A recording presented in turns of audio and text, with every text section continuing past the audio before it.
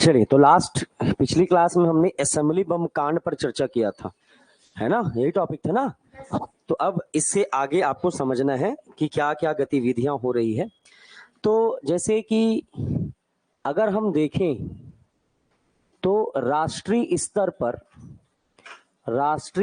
पर अगर आप देखोगे तो जो भी क्रांतिकारी घटना हुई है उस पे एक नजर हम देखते हैं कि क्या चल रहा है ना, राष्ट्रीय स्तर पर अभी तक। तो राष्ट्रीय स्तर पर अभी तक जो क्रांतिकारी घटना हुई है तो कहां से शुरू हुआ था? 1924 से। क्या बना था? HRA। क्या बना था? HRA। याद आ रहा है? सचिंद्र सान्याल के नेतृत्व में HRA बना गया था। फिर इसी ने 9 अगस्त को, कब आपका 9 अगस्त 1925 को कौन सा कांड हो गया? काकोरी कांड हो गया। कौन सा कांड हो गया? काकोरी कांड हो गया। क्लियर है यहां तक? उसके बाद आपका 1928 में, कब आपका 1928 में HSRA बना। क्या बना? HSRA बना। ये भी एक क्रांतिकारी संगठन है और इनके ही नेतृत्व में 17 दिसंबर 1928 को, ठीक है, सैंडर्स हत्याकांड हुआ। क्या हुआ? सैंडर्स हत्याकांड, या इसी को हम लाहौर षड्यंत्र केस भी कहते हैं, लाहौर कॉन्स्पिरेंसी भी बोलते हैं। क्लियर है? और उसके बाद जैसे मैंने आपको बताया था, कब आपका 8 अप्रैल, कब हुआ था? 8 अप्रैल 1929 क्या हुआ था? असेंबली बम कांड हुआ था। ठीक है, असेंबली बम कांड हुआ था। और इसके तहत जितने भी क्रांतिकारी नेता हम देख रहे हैं, इसमें मुख्य आरोपी में जो अभी शेष है वो कौन है आपका? BRS। BRS कहां है? जेल में। ठीक है, मैंने आपको बताया था जतिन दास की मृत्यु हो गई है 63 दिन की हड़ताल के कारण। और 63 दिन का जो हड़ताल था वो ये था कि जेल की व्यवस्था को सुधारने पर उन्होंने हड़ताल कर दिया था। इन लोगों ने भी किया था, पर उनका कंटिन्यू कितने दिन हो गया? 63 दिन। क्योंकि वो पूर्ण रूप से क्या चाहते थे? सुधार चाहते थे। और यहीं पर वो जो है इस तरीके से हड़ताल करते करते शहीद हो गए थे। तो अब जो मुख्य आरोपी है जो आपके जेल में है वो कौन लोग बचे हैं? भगत सिंह, राजगुरु और सुखदेव। BRS का फुल फॉर्म क्या है? भगत सिंह, और कौन है आपका? राजगुरु। ठीक है, और कौन है आपका? सुखदेव। आपको पता होगा कि जो भगत सिंह है, ठीक है, वो असेंबली बम कांड के तहत गिरफ्तार हुए थे और फिर बाकी ने भी, बाकी जो नेता थे क्रांतिकारी थे, उन्होंने भी अपनी गिरफ्तारी दे दी थी। याद आ रहा है? और इस कंडीशन में एक व्यक्ति जेल से फरार है, आप कभी जेल नहीं बोल सकते। कौन है आपका? CS आजाद या चंद्रशेखर आजाद अभी भी क्या है आपका? फरार है। अभी भी ये जो है पुलिस की पकड़ में नहीं आए। तो ये अभी तक का मुख्य घटना रहा है जो हम एक एक करके सीक्वेंस में पढ़े। तो मैंने आपको बताया था कि जो इरविन है वो ये चाहते हैं कि इनको जल्द से जल्द क्या हो? आपका फांसी हो। और इसके लिए इनको फिर से कौन से केस को रीओपन करवाया गया था? लाहौर षड्यंत्र केस। तो अब हमारे मुख्य चर्चा का विषय कौन सा होना चाहिए? लाहौर षड्यंत्र केस के तहत भगत सिंह, राजगुरु, सुखदेव को फांसी। ठीक है, यहां से अब प्रश्न बनेगा। तो हमारा जो ये थोड़ा सा बैकअप आपको लेना है ताकि आप घटनाओं को आसानी से क्रम में जमा सके। ठीक है, और इस प्रकार से जो है आप सारी चीजों को समझें। तो अब जो हमारा मेन हेडिंग होगा वो होगा आपका लाहौर षड्यंत्र केस या लाहौर कॉन्स्पिरेंसी। ठीक है, केस, लाहौर षड्यंत्र केस। ठीक है, और इसको हम अलग नाम से ऐसे लिख सकते हैं ताकि याद रहे टाइटल। BRS को आपका फांसी। क्या होने वाली है? BRS को क्या है? फांसी। फांसी का जो डेट होगा वो जो तारीख को हुआ है वो भी आप लिख सकते हैं, 23 मार्च 1931। कब हुआ है आपका? 23 मार्च 1931। ठीक है, इसको ये भी कहा जाता है शहीद ए आजम। क्या बोलते हैं आपका? शहीद ए आजम के नाम से भी ये घटना जो है चर्चित रहे हैं। तो क्या बोलेंगे आपका? शहीद ए आजम। तो अब इस पर चर्चा करते हैं। तो मेन हमारा जो मुद्दा रहेगा वो कौन सा मुद्दा रहेगा? लाहौर षड्यंत्र। तो एक बार ये समझना है कि ब्रिटिश सरकार के द्वारा, किसके द्वारा? ब्रिटिश सरकार के द्वारा क्रांतिकारी गतिविधियों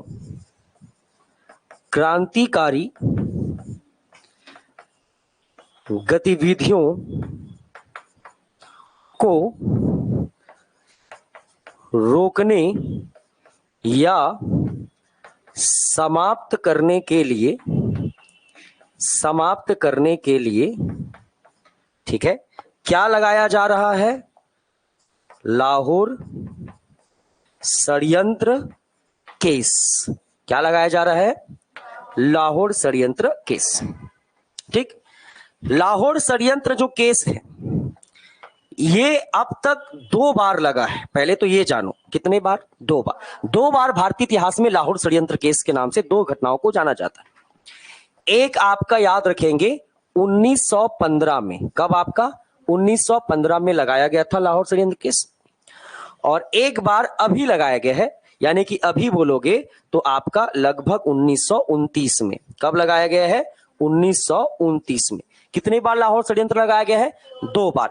एक बार क्यों लगाया गया है? आपको याद आ रहा होगा हल्का सा, कामागाटा मारू केस के बाद पंजाब के क्रांतिकारी लोग आंदोलन करने का प्लान बना रहे थे लाहौर में, याद है मैंने बताया था। और जिसको रोकने के लिए पुलिस ने एक भारतीय रक्षा अधिनियम बनाया था, याद आ रहा है ना? तो उनके तहत जो गिरफ्तार हुआ था उन पर क्या केस लगाया था? कामागाटा, सॉरी आपका लाहौर षड्यंत्र केस। तो कामागाटा मारू केस के विरोध में क्रांतिकारियों ने आंदोलन किया था। ठीक है, आंदोलन की योजना बनाई थी, योजना, जिसके कारण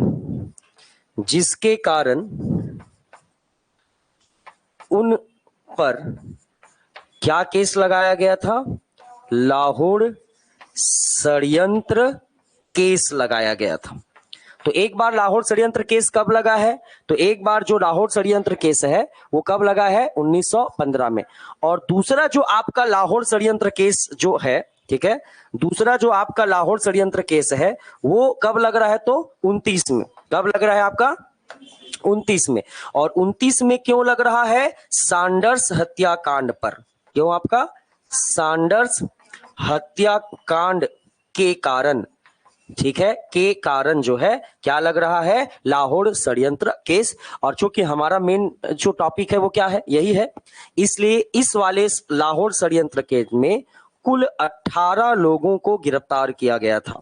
18 लोगों को क्या किया गया था? गिरफ्तार। तो आपसे यह भी पूछा जा सकता है बेटा कि कितने लोगों को लाहौर षड्यंत्र केस के तहत गिरफ्तार किया गया था? तो ध्यान रहे, कुल टोटल 18 लोगों पर क्या चला गया था? लाहौर षड्यंत्र केस, जिसमें आपको भी पता है कि मुख्य आरोपी के रूप में कौन है? भगत सिंह, राजगुरु, सुखदेव और चंद्रशेखर आजाद। लेकिन चंद्रशेखर आजाद क्या है? अभी पुलिस की कस्टडी में नहीं आए हैं, वो क्या हो चुके हैं? फरार हो चुके हैं, वो भाग गए हैं, उसको अभी अरेस्ट नहीं किया जा सकता। ठीक है, अब देखिए, अब जो है, ठीक,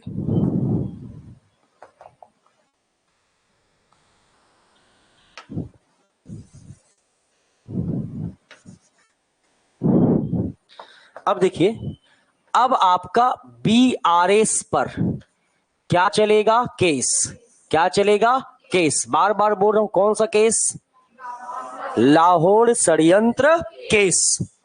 अब देखिए, लाहौर षड्यंत्र केस चला तो कब से कब तक चला? तो याद रखेंगे ये केस चलेगा 10 जुलाई। कब चलेगा? 10 जुलाई 1929 को ये केस चालू होगा। और फाइनल डिसीजन की क्या करना है ये आएगा 7 अक्टूबर 1930 को। कब आएगा? 7 अक्टूबर 1930 को फाइनल रिजल्ट आएगा कि आखिर भगत सिंह, राजगुरु, सुखदेव को करना क्या है। समझ में आ रहा है इनका क्या करना है? और यहां पर एक आपका स्पेशल मजिस्ट्रेट होगा, एक स्पेशल मजिस्ट्रेट सुनवाई के लिए लगेगा और इनका नाम है राय बहादुर पंडित कृष्ण। क्या नाम है आपका? राय बहादुर पंडित कृष्ण स्पेशल जज के रूप में रहेंगे, जो आपका बीआरएस की केस का क्या करेंगे, सुनवाई करेंगे कि आखिर क्या रहा है, कैसा रहा है। याद रहेगा, ये समझ में आएगा। 10 जुलाई से कब तक केस चला है? 7 अक्टूबर 1930। अब इन पर आरोप क्या क्या लगा है, क्या क्या इन पर केस चार्ज लगा है, ये आप देखेंगे। तो सबसे पहला आपको पता है, सबसे पहला है सैंडर्स हत्या कांड का आरोप लगा है कि इन लोगों ने सामूहिक रूप से प्लान करके सैंडर्स नामक एक पुलिस अधिकारी एएसपी की क्या कर दी थी? हत्या। ये पहला केस लगा है, ये आरोप सिद्ध हो रहा है।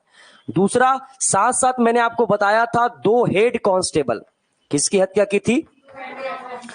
2 हेड कांस्टेबल की भी क्या की गई थी? हत्या। आपको याद आ रहा होगा कि जब इन लोग भागते रहते हैं तो चनन सिंह मिस्टर कॉर्न या कॉर्क जो है पीछा करते रहते हैं और एक को आपका चंद्रशेखर आजाद गोली मारते हैं और एक को कौन मारते हैं?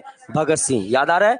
तो 2 हेड कांस्टेबल की क्या हो गई है? हत्या। ये भी आरोप किस पर लग रहा है? भगत सिंह, राजगुरु और सुखदेव पर। तीसरा याद रखेंगे, पीएनबी को लूटने का प्रयास, पीएनबी को लूटने का क्या किया जा रहा है? प्रयास किया गया था। किनके द्वारा? क्रांतिकारियों के द्वारा। बहुत सारे ऐसा, मतलब देखो समझना कि इरविन चाहते हैं कि ऐसा ऐसा आरोप लगाओ कि बचने का कोई चांस ही ना हो। आखिरी उपाय क्या होना चाहिए? फांसी। इसलिए पंजाब नेशनल बैंक को लूटने का प्रयास किए थे इन लोग, हालांकि इन लोग असफल हो गए थे, लेकिन इरविन ने बैंक लूटने का भी आरोप किस पर लगाया है? बीआरएस पर। ठीक है। इसके अलावा, ठीक है, आर्मरी शस्त्रागारों के लूट का आरोप लगाया। 5वां, हथियार, क्या बनाया आपका? हथियार बनाने का आरोप लगाया। ऐसे करके बहुत सारे जो है डकैती, रॉबरी का आरोप लगाया है। 7वां या 6वां क्या लगाया है? डकैती, रॉबरी का भी इस पर लगाया है। बहुत सारे डकैती अलग अलग स्थानों पर। तो इस प्रकार से आप देखोगे तो इतना सारा आरोप किस पर लगा दिया है? भगत सिंह, राजगुरु और सुखदेव पर।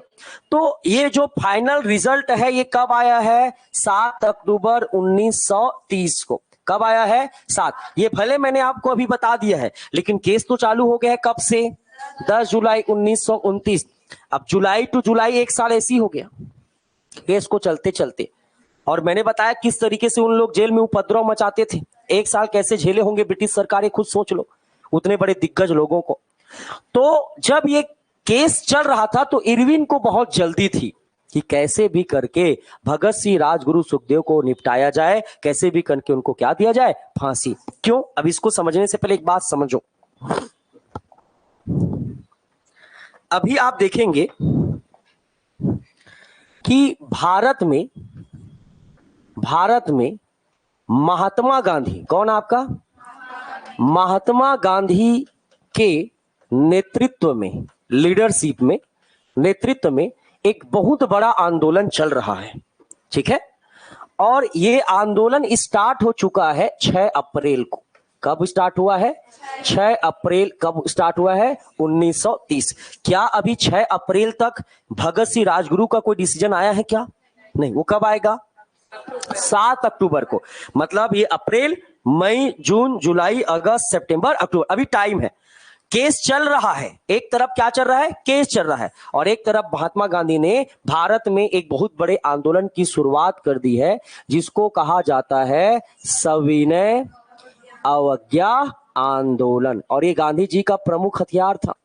बहुत सारे आंदोलनों में सविनय अवज्ञा आंदोलन गांधी जी का प्रमुख क्या रहा है जी? हथियार रहा है, जिससे अंग्रेज डरते थे। और याद होगा कि चौरी चौरा जब कांड हुआ था, उससे कुछ समय पहले ही गांधी जी ने घोषणा किया था कि अगर हमारा असहयोग आंदोलन सफल नहीं होता है तो हम आगे कौन सा आंदोलन करेंगे?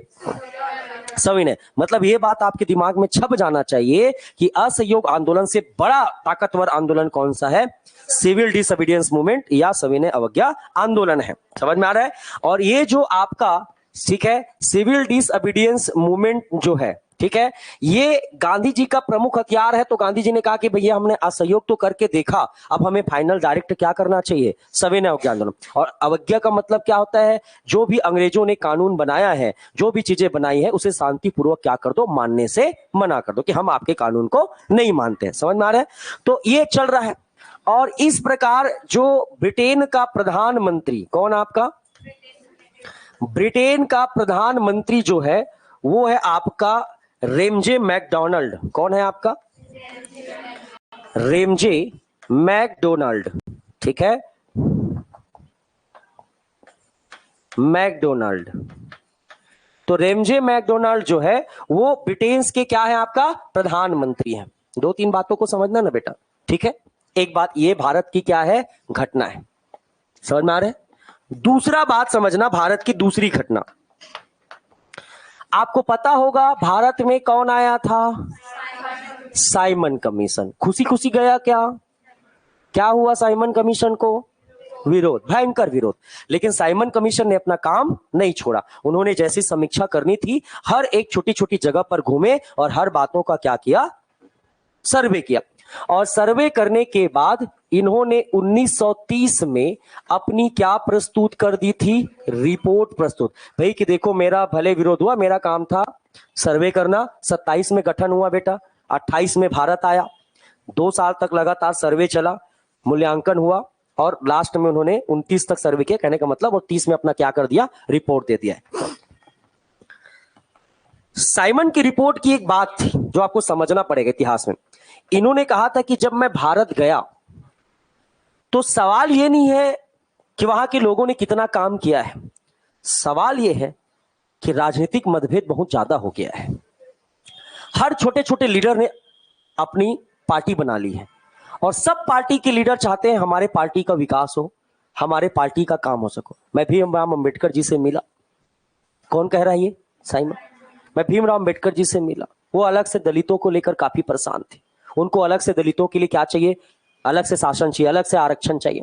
मैंने मुस्लिम लीग से मिला, उनका अलग चल रहा है।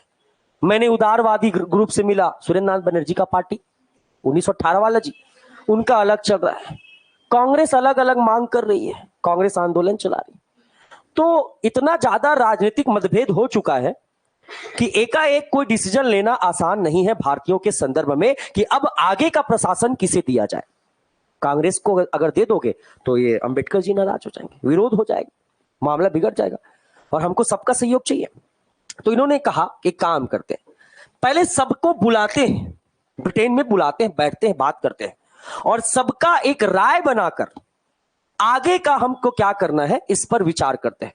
तो साइमन कमीशन ने कहा था कि आपको क्या बुलाना चाहिए, गोलमेज सम्मेलन बुलाना चाहिए। क्या बुलाना चाहिए, गोलमेज सम्मेलन बनाना चाहिए, या राउंड टेबल क्या बुलाना चाहिए, कॉन्फ्रेंस बुलाना चाहिए। क्या बुलाना चाहिए, राउंड टेबल कॉन्फ्रेंस। मतलब इस तरीके से राउंड टेबल को समझे बेटा कि एक बहुत बड़े गोल मेज, मतलब एक बेंच पर बैठ के प्रधानमंत्री वायस राय की उपस्थिति में हम आपस में बातचीत करेंगे। मुस्लिम लीग वाला भी बैठे रहेगा, लिबरल पार्टी का भी रहेगा, सिखों की ओर से भी रहेंगे, देसी रियासत के भी राजा रहेंगे, कांग्रेस का भी प्रतिनिधि होगा और सबकी बातों को सुनकर हम फाइनल कंक्लूजन पर पहुंचेंगे।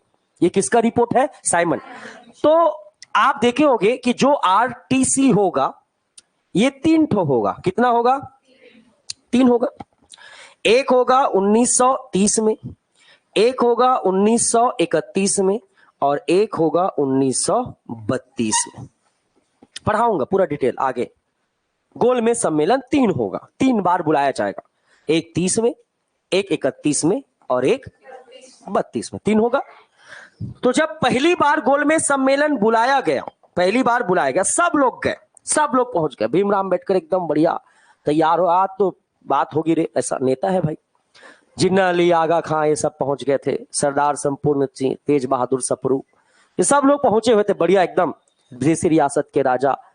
लेकिन महात्मा गांधी नहीं गए थे, महात्मा गांधी नहीं गए थे। और अगर महात्मा गांधी नहीं गए थे तो कांग्रेस भी भाग नहीं लेगी, क्योंकि गांधी मतलब अभी फिलहाल कांग्रेस, कांग्रेस को कौन लीड कर रहे हैं। तो गांधी की क्यों नहीं गए, क्योंकि उन्होंने 6 अप्रैल को क्या प्रारंभ कर दिया है, सविनय अवज्ञा आंदोलन। इस आंदोलन वो गांधी जी चला रहे हैं, तभी वो 1930, मतलब ये बाद में ही होगा, ये बाद में होगा। और इसमें सभी पार्टी के लोगों ने भाग लिया, परंतु कांग्रेस ने भाग नहीं लिया, कांग्रेस ने भाग नहीं लिया। तो जो रेमजे मैकडॉनल्ड थे, फोन किया, इरविन को बुलाया, बुला इधर। ये जो छोटे छोटे पार्टी बैठे, इससे मैं क्या बात करूंगा, इनसे अगर मैं कुछ मनवा भी लूंगा तो बाप तो उधर है, और अगर कोई डिस्कशन होगा तो मानेंगे नहीं, तो उनके बिना ये बात नहीं हो सकता। जैसी पहली मीटिंग हुई, सब किच किच किच किच करना शुरू कर दिए। इधर भीमराव अंबेडकर, दलितों के लिए हमें अलग से आरक्षण चाहिए, अलग से उनका चल रहा है जोन। इधर जिन्ना अली ठोक के बजा रहे हैं, हमें भी भारत में सेफ महसूस नहीं करते, हमें अभी पाकिस्तान की खुल की डिमांड नहीं कर रहे, पर हमें विधान परिषद में इतना सीट चाहिए, हमें अलग से ये चाहिए वो चाहिए, उत्तरदायी शासन अगर आप दोगे तो सिर्फ कांग्रेस को नहीं मिलना चाहिए, हमें भी इतना आरक्षण, ये सब बात चल रहा है। रियासत लोग बोल रहे हैं आप जैसा भी करो, पर आपके कानून हमारे राज्य में इंटरफेयर नहीं करना चाहिए, हम राजा है भैया, आपके अधीन नहीं रह सकते। कुछ कुछ मामलों में हमें स्वतंत्रता चाहिए, हमें कांग्रेस का बात नहीं मानेंगे, या कोई भी जिसको आप शासन सौंपोगे हम उसका बात नहीं मानेंगे। आखिरी तक नहीं माने ना, आखिरी तक रियासत बात माने क्या? नहीं, वो 3 ठो फंसा ही गया, जम्मू कश्मीर, जूनागढ़ और हैदराबाद, वो फंसच रह गया। समझ में आ रहा है? तो यहां पर ये भाग नहीं लिए, तो रेमजे मैकडॉनल्ड ने बुलाया किसको? इरविन को। बोले कैसे जी, गांधी और कांग्रेस क्यों नहीं आए? बोले वो आंदोलन कर रहे हैं। बोले आंदोलन का क्या होता है? तुम एक छोटे से नेता, कौन बोल रहा है? रेमजे मैकडॉनल्ड, तुम एक छोटे से नेता को कन्विंस नहीं कर पा रहे हो। बोले कन्विंस बात वो नहीं है, आप एक बार मिलेंगे तो समझेंगे उनसे कि उनको कन्विंस करना कितना दिक्कत है। तो बोले कैसा भी करो, साम दाम दंड भेद मुझे नहीं पता, लेकिन यहां पर नेक्स्ट गोल में सम्मेलन होगा, उसमें कांग्रेस और गांधी जी उपस्थित होना चाहिए, यह आपकी जिम्मेदारी है। उनके बिना बात ही नहीं हो पाएगा, और बात ही नहीं हो पाएगा तो कैसे करेंगे आगे, मामला आगे बढ़ेगा ही नहीं। तो अब इरविन के ऊपर क्या पड़ रहा है? दबाव पड़ रहा है, प्रेशर पड़ रहा है बहुत ज्यादा। तो इन दो घटनाओं को मैं ऐसा लिख रहा हूं बेटा, ऐसा आप समझना, इन दोनों घटनाओं से, समझ में आ रहा है, इन दोनों घटनाओं के कारण इरविन पर क्या बढ़ रहा है? दबाव। इरविन पर क्या बन रहा है? दबाव बन रहा है, प्रेशर बन रहा है। एक तरफ बोल रहे हैं तो ये टेंशन में आ गया, मां कसम, एक तरफ क्रांतिकारी देखूं तो एक तरफ गांधी जी देखूं, समझ नहीं आ रहा है। और ऐसे मूवमेंट में गांधी जी बोल दिए हैं थोड़ा बहुत कानून वानून तोड़ सकते हो, और ऐसे समय में मान लो क्रांतिकारी लोग छूट गए तो मामला क्या हो जाएगा? गड़बड़। तो कैसे भी करके एक दूसरे को कैसे भी करके रफा दफा करना है भाई, मेरे को निपटाना चाहिए इन लोगों को। और इनको पता है इरविन को फाइनल जजमेंट आ गया अगर, तो फांसी होने से कोई नहीं रोक सकता। मेन क्या होना चाहिए? जजमेंट आना चाहिए। और जजमेंट कब आना है? अक्टूबर। भाई वो आप जानते हो ना अभी कि अक्टूबर में आएगा, अगर अभी मान लो कि डेट नहीं पता आपको, पर जजमेंट कब आएगा? अक्टूबर में। तो इरविन पर जब दबाव पड़ा तो उन्होंने कहा कि एक काम करते हैं, सबसे पहले बीआरएस का केस निपटाते हैं। क्या करते हैं? और भगत सिंह, राजगुरु और सुखदेव, अर्थात कौन? बीआरएस। बीआरएस की केस के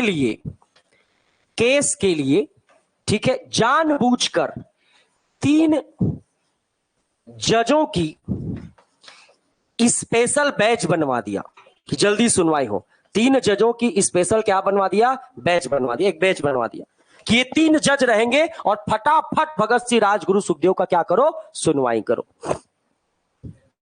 हाँ बोल सकते हो, ठीक है, जल्दी सुनवाई करें। और ये बनाया इन्होंने 5 मई, कब बनवाया? जुलाई, ठीक है, 29 से 10 अक्टूबर, 10 जुलाई से शुरू हो गया है, और ये बेच बन रहा है 5 मई 1930 को, यानी मई लगभग आ गया। अब मई होगा तो जून, जुलाई, अगस्त, अरे अप्रैल में सविनय अवज्ञा शुरू हो गया है, उसी में गोल मैच भी हो गया। अब इनका मामला क्या कर रहे हैं? निपटा रहे हैं। तो 5 मई 1930 को क्या बन गया? बेंच बन गया। कितने जजों की? 3 जजों की। कौन कौन है? कोल्ड स्ट्रीन, कौन है आपका? कोल्ड स्ट्रीन। एक याद रखना हैदर, कौन है आपका? हैदर। और एक याद रखना हिल्टर। 3 लोग हैं। कितने? और भी लंबा लंबा नाम है बेटा, शॉर्ट्स ही काम हो जाएगा। समझ में आ रहा है? कौन रहेगा? कोल्ड स्ट्रीन, हैदर और हिल्टन, ये 3 लोगों की एक बेंच है जो क्या करेगी, सुनवाई करेगी। और इन्हीं ने लगातार मई में बना है तो जून, जुलाई, अगस्त, सितंबर 4 महीने रगड़ के क्या होगा, सुनवाई चलेगा 3 बेंच में। और तुरंत फाइनल जजमेंट आ गया कब आपका, 7 अक्टूबर 1930 को आएगा, है ना भाई। अरे कहानी को समझ रहे हो ना, कोई भी चीज रटने वाला नहीं बेटा, एक एक लाइन को मैं आपको बता रहा हूं ताकि कहीं पर भी उलझन ना हो। और 7 अक्टूबर 1930 को क्या आ गया, इन जजों का फाइनल डिसीजन या जजमेंट आ गया, यानी क्या आ गया, फैसला आ गया। अब फैसला में क्या कहा गया, ठीक, तो ये कहा गया कि BRS को क्या होगी, फांसी। फाइनल जजमेंट बोल रहा है BRS को क्या होगी, फांसी। और कितने लोग गिरफ्तार थे, 18। अन्य को काला पानी की सजा, अन्य को काला पानी की क्या होगी, सजा होगी, काला पानी की क्या होगी, सजा होगी। ये फाइनल जजमेंट आ गया, ठीक। और भगत सिंह, राजगुरु, सुखदेव को क्या होना है, फांसी होना है, समझ में आ रहा है।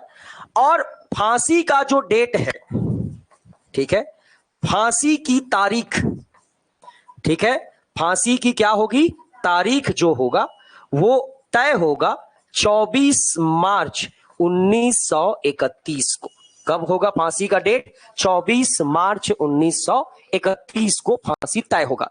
23 मार्च को, लेकिन जो कोर्ट ने कहा है कि इनको कब हो फांसी, 24 मार्च 1931 को क्या होनी चाहिए, फांसी होनी चाहिए भगत सिंह, राजगुरु, सुखदेव को। समझ में आ रहा है। और इस प्रकार आपका इनका ये हो गया, ये हो गया, मतलब इनका पूरा फाइनल हो गया। अब एक तरफ ये वाला केस हो गया, इरविन का प्रेशर क्या हो गया, कंट्रोल हो गया, चलो। लेकिन अभी भी टाइम है, अभी भी क्या है, टाइम है। वो मार्च में 1931 को फांसी होगा। लेकिन अब बच गए कौन, गांधी जी। अब बच गए कौन, गांधी जी। गांधी जी फुल क्या चला रहे हैं, आंदोलन, और मना कर दिया था कि मैं गोलमेज सम्मेलन में जाऊंगा ही नहीं। अब इरविन का दूसरा प्रेशर, बात करो किससे, गांधी जी से। तो गांधी जी से बहुत सारे उदारवादी नेता पकड़े कि प्लीज भाई एक बार गांधी जी से बात करवा दो। गांधी जी बोले, इसके पीछे एक कहानी है बेटा, मैं आपको अभी नहीं समझा पाता, हल्का सा मैं आपको बताने का प्रयास करूंगा कि जब सविनय अवज्ञा आंदोलन शुरू हुआ था ना, तो गांधी जी ने कहा था कि हम एकाएक आंदोलन नहीं करेंगे, मैं इरविन से मिलने जाता हूं। और एक बहुत बड़ा पेपर में, एक पेपर में अपने उन्होंने डिमांड्स को रखा कि एक बार मैं अपनी मांग इरविन से डायरेक्ट करता हूं, अगर वो मुझे दे देंगे, अपनी मांगों को पूरा कर देंगे, तो मुझे इस तरीके से भारत में आंदोलन चलाने की आवश्यकता नहीं। तो जब गांधी जी वायस राय से मिलने गए इरविन से, तो इरविन ने गांधी जी को साफ मिलने से क्या कर दिया, मना, ए फकीर वकीर से मैं नहीं मिलता हूं। गांधी जी जानिज कहां थे, अरे गांधी जी का फुल फॉर्म आप देखे हो कब, 20 में, 20 के बाद कब देखने को मिलेगा, 30 में। समझ में आ रहा है, इरविन कब आया, 26 के बाद। तो गांधी जी जान पाएंगे क्या अभी, गांधी जी बेचारा अभी समय तो बेचारा लाठी वाठी पकड़ना शुरू कर दिए थे, एक ठो कपड़ा खादी लंगोट पहनना शुरू कर दिए थे, तो दूर से थोड़ा वैसे टाइप का दिखते थे। तो बोले मैं फकीर वकीर से नहीं मिलता, ठीक, बाहर निकालो इसको। अब गांधी जी जान रहे हो कुछ बोलते नहीं थे, पर उनकी खामोशी में बहुत सारी बातें छिपी रहती थी। जाते जाते से पलट के देखे, रुक जा, समय आएगा। और उन्होंने तुरंत नमक कानून तोड़ दा, और नमक कानून तोड़कर सविनय अवज्ञा आंदोलन की क्या कर दी, घोषणा। अब इरविन फंसा, जब मैगजी रेमडोनल्ड ने कहा कि बात करो गांधी से, तो ये तो गांधी मतलब रेमजे मैकडोनल्ड किसको प्रायोरिटी दे रहे हैं, गांधी से बात करो। और ये गांधी क्या बोले थे, मैं फकीर से बात नहीं करता। समझ में आ रहा है ना, फंस गए हैं कौन, इरविन। अब गांधी जी को जब ये बार बार कॉल आ रहा है कि आपसे इरविन मिलना चाह रहे हैं, कौन इरविन, मैं भी किसी को नहीं जानता, मैं भी किसी इरविन को नहीं। गांधी जी बात करूंगा ही नहीं, बोले मैं करूंगी नहीं बात। भाई जब मैंने अपना प्रस्ताव रखने गया था तो मेरी बात छोड़ो, मेरी बात सुनने मना करना तो बात की बात है, उन्होंने मुझसे मिलना भी जरूरी नहीं समझा, तो आज उस व्यक्ति से मैं क्यों मिलूं, नहीं मिला भाई। बहुत सारे लोग बोले कि क्या पता, गांधी जी को प्रेशराइज कर रहे हैं, क्या पता गांधी जी कि शायद आप जो चाह रहे हो वो उन लोग देने के लिए तैयार हो। एक बार बात तो कर लो, मानो या मत मानो, पर बात तो कर लो। और ले दे के, ठीक है, क्या करके, हाँ ऐसा नहीं लिखना है, ले दे के, ठीक है, पता चल रहा है कॉपी नोट्स बना है, ले दे के, ठीक है। 5 मार्च कब की बात है? 5 मार्च 1931 को कहां पर? दिल्ली में। कहां पर? दिल्ली में दोनों के बीच बातचीत होगी। किनके बीच? गांधी और इरविन। कहां पर बात होगी? दिल्ली में। इसीलिए इसे कहा जाता है दिल्ली पैक्ट। क्या कहा जाता है? दिल्ली पैक्ट, या इसी को बोलते हैं गांधी इरविन पैक्ट या समझौता। क्या बोलते हैं? गांधी इरविन समझौता। इसको आप डिटेल आगे पढ़ोगे बेटा, ठीक है। बहुत जल्दी हम जब उस पर पहुंचेंगे तो आप इसको पूरा डिटेल पढ़ोगे कि क्या क्या बातें हुई थी। तो गांधी इरविन समझौता में बहुत सारी बातें हुई जो आपको पढ़ाऊंगा मैं आगे। ये आपके कौन से नंबर का पैक्ट है? तीसरे नंबर का। लखनऊ पैक्ट 16, 24 में गांधीदास पैक्ट और 31 में गांधी इरविन पैक्ट या दिल्ली पैक्ट। इसमें गांधी जी को कहा गया कि आप सविनय अवज्ञा आंदोलन को बंद कर दो, अपनी मांगे बताओ और गोलमेज सम्मेलन में भाग लेने चलो। गांधी जी ने कहा कि हाँ ठीक है, बहुत सारे कारण मैं आपको बताऊंगा, मैं शॉर्ट में इसको बता रहा हूं क्योंकि यहां पर इसकी आवश्यकता नहीं। पर इन्होंने क्या कहा कि जिसको आप जबरदस्ती गिरफ्तार किए हो राजनीतिक बंदियों को, उन सबको क्या करो? रिहा कर दो। तो बात सिर्फ किसकी हुई थी? राजनीतिक बंदी। पर मैंने आपको कहा था कि भगत सिंह, राजगुरु, सुखदेव को राजनीतिक बंदी का दर्जा नहीं मिला। समझ में आ रहा है? और इस कारण से आपके जैसे ही 5 मार्च को क्या हुआ? गांधी इरविन समझौता हुआ। और डेट कब था? तो 24। कौन सा आपका? 24 मार्च 1931 को क्या होने वाला था? फांसी होने वाला था। क्या होने वाला था? फांसी। समझ में आ रहा है? और फांसी का जो समय था वो था सुबह 6 बजे। क्या था आपका? सुबह मॉर्निंग में 6 बजे आपको क्या देनी है? फांसी देनी है भगत सिंह राजगुरु को। लेकिन इन लोग जानते थे मामला कभी भी क्या हो सकता है? गड़बड़ हो सकता है, क्योंकि समझौता की अगर आप देखोगे तो लगभग 18-19 दिन हो गया। मान लो पलट जाते गांधी जी तो हो सकता है ना, या कुछ और नया आते, क्योंकि दबाव तो बनना शुरू हो गया है। तो इन लोगों ने 6 बजे के स्थान पर रात, मतलब उसको हम क्या मान रहे हैं? 23 मार्च। क्या तब कौन सा दिन आ गया? 23 मार्च 1931 को बीआरएस को क्या दे दिया गया? फांसी दे दिया गया। और इस प्रकार भगत सिंह, राजगुरु, सुखदेव क्या हो गए? शहीद हो गए। कब शहीद हो गए? 23 मार्च। इसलिए आप देखे होंगे कि 23 मार्च को शहीद दिवस के रूप में भी मनाया जाता है। याद आ रहा है? और इसके बाद अंग्रेज इतने बेकार थे, क्योंकि देखो भाई युवा है, सबको पता है, सब लोग बोलते हैं कि रात को ही पूरी जनता जो है वो गेट पर आकर खड़े हो गई थी कि एक बार हम अपने क्रांतिकारियों से मिलना चाहते हैं। लेकिन उससे पहले अंग्रेज सबको कहां दे डाले हैं? फांसी। और गुप्त रूप से इनके आपका डेड बॉडी को, शवों को फिरोजपुर में जलाने की योजना बनाई थी। कहां पर? फिरोजपुर में गुप्त रूप से जलाने की क्या बनाई थी? योजना बनाई थी।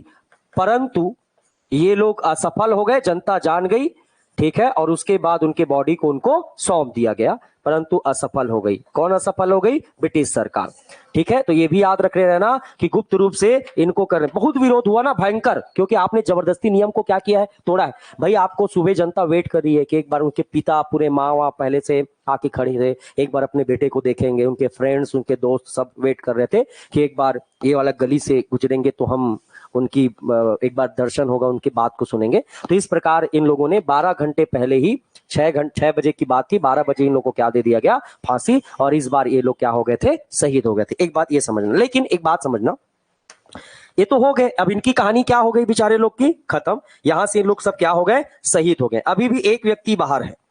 कौन? आपका चंद्रशेखर आजाद। अब इस बात को समझना है कि 23 मार्च, कब आपका? 23 मार्च 1931 को बीआरएस को क्या हो गई है? फांसी। इसमें कोई दिक्कत है? इसमें बी के बारे में थोड़ा जान लो कि फांसी के पूर्व क्या कर रहे थे ये। तो फांसी के पूर्व जो है, ये यूरोप के एक क्रांतिकारी, रिवोल्यूशनरी जो थे, लेनिन, क्या नाम था? लेनिन की किताब पढ़ रहे थे। क्या पढ़ रहे थे? लेनिन की किताब पढ़ रहे थे। कौन पढ़ रहे थे? पढ़ रहे थे लेनिन की किताब। लेनिन एक बहुत बड़े क्रांतिकारी विचारधारा के व्यक्तित्व थे, पर्सनालिटी थे। उनकी अंतिम समय में किताब पढ़ रहे थे। कौन? आपका भगत सिंह। और जब जेलर आया और बोला कि 12 बजे देना है रात को फांसी, तो जेलर आया, खटखटा, चलो हो गया टाइम, आप लोगों का जाना है। तो जेलर को इन्होंने जवाब दिया। क्या दिया? जवाब। जब फांसी के लिए इनको बुलाया गया तो फांसी के पूर्व जवाब दिया, और वो जवाब था कि एक क्रांतिकारी, ये कथन याद रखना, आपसे पूछा जा सकता है, एक क्रांतिकारी मुझे कुछ समय का वक्त दे दो। कौन बोल रहे हैं? मुझे कुछ समय का वक्त दे दो। एक क्रांतिकारी दूसरे क्रांतिकारी से मिल रहा है। अंतिम समय में उन्होंने कहा कि मुझे थोड़ा समय के लिए क्या दे दो, बस कुछ ही क्षण दे दीजिए, मुझे फांसी से कोई दिक्कत नहीं, आप चढ़ा दो। लेकिन एक क्रांतिकारी अंतिम समय में दूसरे क्रांतिकारी से क्या कर रहा है? मतलब सोचो तो इनको किताबों में भी आदमी दिखता रहा होगा। समझ में आ रहा है? इतना भावना। तो इन्होंने कोटेशन दिया, एक क्रांतिकारी दूसरे क्रांतिकारी से मिल रहा है। ये कोटेशन किनका रहा है? भगत सिंह का था। और इन सब को आप जान ही रहे होंगे, है ना, कि उसके बाद जो है 12 बजे रात को ही इन लोगों को 23 मार्च को ही क्या दे दिएगा? फांसी। लेकिन जब इनको फांसी हुआ है तो फांसी के पहले CS आजाद शहीद हो चुके हैं। ये ध्यान रखना बेटा, बस यही पर फंसोगे आप। चंद्रशेखर आजाद पहले शहीद हुए, फिर उनके बाद किनको फांसी हुई? भगत सिंह राजगुरु। चंद्रशेखर आजाद को क्या हो गई है? आपको चंद्रशेखर आजाद क्या हो गए हैं? पहले चंद्रशेखर आजाद क्या हो गए हैं? शहीद हो गए हैं। और ये शहीद हो चुके हैं 27 फरवरी 1931 को। इनके बारे में भी चर्चा करेंगे भी जमकर। चंद्रशेखर आजाद क्या हो चुके हैं? शहीद। एक्चुअल में जब भगत सिंह राजगुरु सुखदेव जेल में थे तो उनको जेल से बाहर निकालने का ये प्लान बना रहे थे, एक जगह बैठकर, अल्फ्रेड पार्क इलाहाबाद में। कुछ लोग बोलते हैं कि इनके ही दोस्त लोगों ने धोखा दे दिया, काफी समय से पकड़े नहीं थे, और अंग्रेजों ने आदेश जारी कर दिया था जिंदा या मुर्दा। अंतिम तक सांस लड़े, ठीक है। और बाबर नॉट जो थे वो पुलिस ऑफिसर थे जिनके साथ इनका गोलीबारी हो रहा था, हेड पुलिस ऑफिसर थे। और लास्ट में अंतिम गोली बचे थे जिसको उन्होंने अपने कनपट्टी पर मारकर क्या हो गए? शहीद हो गए। तो पहले ये शहीद हो गए, फिर कौन आपका हुआ है? BRS को फांसी हुई। कभी कभी इसमें अपोज उल्टा हो जाता है, पहले चंद्रशेखर आजाद शहीद हुए हैं, फिर भगत सिंह राजगुरु सुखदेव को क्या हुए? फांसी। क्योंकि अंग्रेजों का नींद नहीं पड़ता था जब तक कौन बाहर था? चंद्रशेखर आजाद। 3 को तो तुमने कैद कर लिया था, चौथे को कैसा करोगे? इसलिए उनको, अब 3 अंदर है तो बाहर चंद्रशेखर आजाद को क्या करते थे? ढूंढते थे। और जैसे ही चंद्रशेखर आजाद शहीद हुए बोले कि अब ठीक है, नॉर्मल है। और 23 मार्च को 1931 को इन लोगों को क्या दे दी गई? फांसी दे दी गई। जब फांसी दिया गया तो सब गलती जो युवा थे वो किनको गलत साबित करते थे? महात्मा गांधी। कि अगर आप चाहते तो आपको ये बोलने में क्या दिक्कत था कि भगत सिंह राजगुरु सुखदेव की सजा को क्या कर दिया जाए? कम कर दिया जाए। माफ करने की बात नहीं है, काला पानी में तब्दील कर दो, उम्र कैद में कर दो, फांसी को तो रोक सकते थे। आपके हाथ में था, आप जो बोलते वही करता इरविन, वो आपकी कठपुतली के था। फिर भी आपने अपने सिद्धांतों के आड़ में आपने 3 युवा को फांसी के फंदे पर क्या कर दिया? चढ़ा दिया। और इसीलिए मैंने आपको कोटेशन बताया था ना कि इस समय भगत सिंह राजगुरु सुखदेव के इतने फैंस फॉलोवर थे कि मैंने बताया कि 60 साल के तजुर्बा भी ये 30 साल के 24 साल के युवाओं के कारण भारी पड़ गया था। गांधी जी को काला झंडा दिखाया गया, go back Gandhi, go back, गांधीवादी का नाश हो, ऐसा दुनिया भर का युवा लोग एकदम भयंकर आक्रोशित हो गए थे। मानो ऐसा लग रहा था कि सबकी विचारधारा एक ही पल्ले पर आकर बैठ गई है। आज पूरे भारत में सारे लोग भगत सिंह राजगुरु सुखदेव ही नजर आ रहे हैं चारों ओर, मानो ऐसा माहौल बन गया था। और इसीलिए तो कहते हैं ना, आगे चल के गांधी जी ने भी क्या कहा? डू और डाई। बात तो एक ही है ना, करो या मरो। तो आखिर वो किसकी विचारधारा है? कहीं ना कहीं क्रांतिकारी विचारधारा तो झलकती है ना कहीं। भगत सिंह ने भी क्या कहा? करो या मरो, हम भी करेंगे या मरेंगे। वही तो चलता रहा है। इसलिए बहुत ज्यादा भारतीय इतिहास में भगत सिंह राजगुरु सुखदेव को फांसी के जिम्मेदार किनको ठहराया जाता है? गांधी जी को। पर गांधी जी ने यह भी नहीं कहा था कि भगत सिंह राजगुरु सुखदेव को फांसी पर चढ़ा दो। बेन बस थोड़ा सा डिमांड को लेकर दिक्कत होगी। अगर गांधी जी डायरेक्ट डिमांड करते तो शायद बोल रहा हूं ना, शायद भगत सिंह राजगुरु सुखदेव को फांसी के अलावा अन्य जो सजाएं हैं वो हो सकती थी। कोई ना कोई तो सक्सेस होता बेटा। कैसे? अगर मान लो ये बात इरविन नहीं मानते तो गांधी जी सविनय अवज्ञा आंदोलन बंद नहीं करते, तो कम से कम ये तो चलता। है ना, ये चलता। तो प्रेशर पर गांधी जी गोलमेज सम्मेलन में जाती नहीं। भगत सिंह, राजगुरु, सुखदेव को फांसी भी हो गई, गांधी ने सविनय अवज्ञा आंदोलन भी बंद कर दिया और गोलमेज सम्मेलन में भाग लेने भी चले गए। अंग्रेजों का एक तरफ से पूरा फायदा ही फायदा, पांचों उंगलियां घी में है ऐसा मान लो, जो वो चाहते थे। लेकिन अगर गांधी जी मना करते, नहीं जी, भगत सिंह, राजगुरु, सुखदेव जो है भले उनकी विचारधारा गलत है, लेकिन उन्हें काला पानी या कोई कठोर सजा दे दो, फांसी की सजा को क्या करो, रद्द करो, ये मेरी मांग है, सब बोलते। तो कुछ ना कुछ तो कंक्लूजन आता। पर उस समय की परिस्थिति क्या थी, गांधी जी ने ऐसा डिमांड क्यों नहीं किया, ये आप तभी समझ पाओगे जब पूरा सविनय अवज्ञा आंदोलन को समझोगे, जब गांधी अरविंद के मूल बात को समझोगे। समझ में आ रहा है? कल हम आगे इस पर चर्चा करेंगे। चंद्रशेखर आजाद का शहादत, शहीद कैसे हुए, कहां पर हुए, किसके साथ लड़ाई किए, और शहादत के बाद महात्मा गांधी जी की प्रतिक्रिया, उन्होंने क्या किया। और इसके बाद एक लास्ट मूवमेंट बचेगा भारत में, बंगाल में मास्टर सूर्यसेन दा, आखिरी क्रांतिकारी घटना रहेगी। फिर दो क्लास आपको लगेगा विदेश में क्रांतिकारी घटनाएं, और उसके बाद फिर हम फाइनल पहुंच जाएंगे साइमन कमीशन और साइमन आयोग। फिर प्रॉपर फ्लो में आपका इतिहास जो है कंटिन्यू चलेगा। आपको ये बात ध्यान रखना चाहिए कि मैंने 37 से लेकर 46 तक की मूल बातें आपको पहले ही बता दिया है। समझ में आ रहा है? मेन जो हमको पढ़ना रहेगा वो कब तक पढ़ना है, 37 तक। फिर आपका संवैधानिक प्रक्रिया शुरू हो जाती है, कैबिनेट मिशन, वेवेल प्रस्ताव, क्रिप्स मिशन, ये सब चलेगा ना। और उसके बाद पूरा लास्ट में माउंटबेटन योजना आएगी और आपका देश क्या हो जाएगा, आजाद हो जाएगा। इधर फिर थोड़ा स्पीड हो जाता है बेटा क्लास अपने आप। समझ में आ रहा है? तो इतना पढ़िए, बाकी मिलते हैं कल।